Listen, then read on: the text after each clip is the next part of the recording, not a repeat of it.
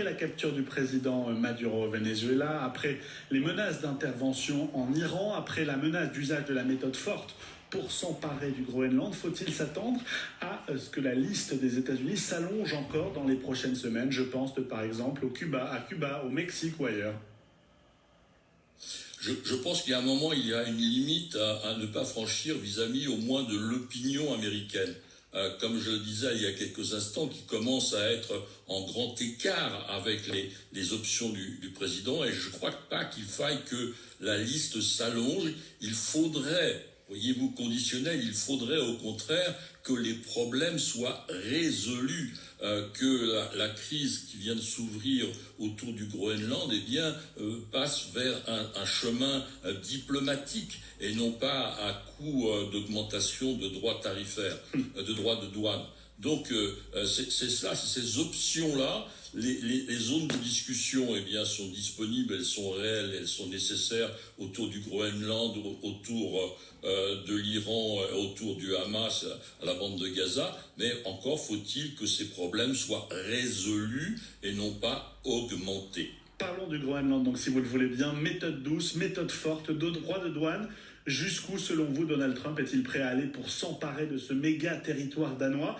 Et pensez-vous qu'à la fin des fins, il y arrivera? Je pense qu'il y a déjà un accord en place qui date de 1951 et qui donne toute possibilité aux États-Unis, qui ont déjà utilisé ces possibilités, de créer de nouvelles bases, et des bases militaires nombreuses. Donc il y a là les éléments de sécurisation de la zone atlantique et de la zone américaine par une présence militaire accrue, voire fortement accrue. Donc je pense que c'est la voie de résolution plutôt que d'essayer de changer la souveraineté d'un territoire de 2 200 000 km², n'est-ce pas? Ce n'est pas une petite parcelle. Donc cela c'est rentrer en conflit avec une alliance qui est l'alliance des pays européens, qui est l'alliance de l'OTAN. Eh bien, je crois qu'il y a un certain nombre de représentants au Pentagone qui doivent tirer la manche de Donald Trump en disant pas de conflit avec l'OTAN. Vive opposition donc entre l'Europe et les États-Unis sur le Groenland. Et ce qui est cocasse, c'est que Donald Trump annonce des nouveaux droits de douane sur les pays qui font obstruction à ses velléités sur le Groenland et que l'Europe, le même soir, signe le plus grand accord de libre-échange de son histoire en bannissant les taxes douanières avec les pays du Mercosur. Est-ce qu'il n'y a pas une forme de partition totalement à contre-temps jouée par les Européens? Mais voyez-vous, l'exemple du Mercosur, c'est le résultat de 25 ans de négociations. Voilà. Et je crois que s'il y a 25 ans de négociations autour du Groenland, voyez-vous, je le dis avec humour, on finira par trouver une solution. Donc la solution, c'est effectivement la voie diplomatique, c'est le tapis vert. On est loin de la nécessité d'avoir ces rotomontades autour des caméras, des projecteurs et des micros. On continue avec ces dossiers en cours. Donald Trump, directement cité aujourd'hui par le guide suprême iranien, qui l'accuse d'être coupable de la mort des manifestants opposés au régime, de se préparer à dominer militairement, politiquement et économiquement son pays. Comment avez-vous accueilli ça, Gérard Vespierre? Bien, je pense que c'était un exercice rhétorique dont les Iraniens ont une grande maîtrise, n'est-ce pas? Et on retrouve la même inversion des situations un peu plus au nord avec le Kremlin qui dit c'est l'Ukraine qui nous a attaqués. Donc là, c'est à nouveau une inversion du bon sens et de la rhétorique, du discours, en disant, eh bien, la pression ne vient pas de l'intérieur, les mécontents ne sont pas iraniens, mais les agresseurs sont à Washington, ce qui laisse, je crois, une grande partie du monde totalement pantois devant une telle, je dirais, construction intellectuelle. Et je ne pense pas que ce soit un bon choix, parce que ça risque effectivement de créer une crispation du côté américain. En tout cas, vous parlez d'un véritable processus qui est à l'œuvre en Iran, processus de révolte de la population, prête à prendre la forme d'une révolution et surtout à conduire à la chute du régime. Est-ce que vous maintenez que cette étincelle qui a lieu depuis la fin décembre contre le pouvoir, pour le pouvoir d'achat, va permettre de mettre fin au régime des mollahs? Y a-t-il quelque chose d'inéluctable cette fois-ci, même si on a vu aujourd'hui que les écoles rouvraient, que les universités rouvraient, qu'Internet revenait? Je pense que le processus ultime, comme on en avait évoqué pour le débarquement en Normandie, n'est-ce pas, eh bien, est entamé aussi en Iran. Le renversement aura lieu un jour ou l'autre.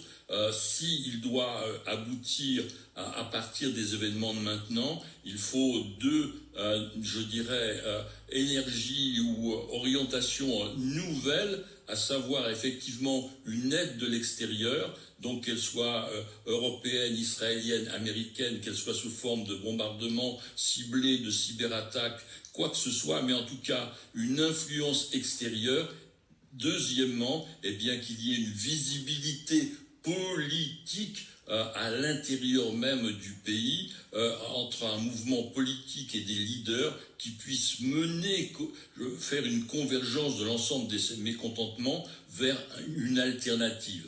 Et cette vision, pour le moment, elle n'est pas claire, ni à l'intérieur de l'Iran, ni pour les observateurs extérieurs. Le monde qui regarde partout, le Moyen-Orient, donc avec l'Iran notamment, l'Amérique du Sud, le Groenland, et qui ne peut avoir les yeux partout. Conséquence, la guerre en Ukraine, qui va rentrer dans sa 5e année, passe au second plan, voire au 3e.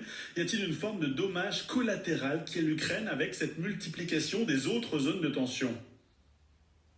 Mais écoutez, je crois que l'essoufflement vient aussi de la partie russe, n'est-ce pas? Le front qui s'étend de la frontière russe au nord-est jusqu'à la Crimée, donc pratiquement 1100 km de front ne bouge pratiquement plus. Donc cela veut dire qu'effectivement, sur le plan militaire stratégique, il y a un essoufflement.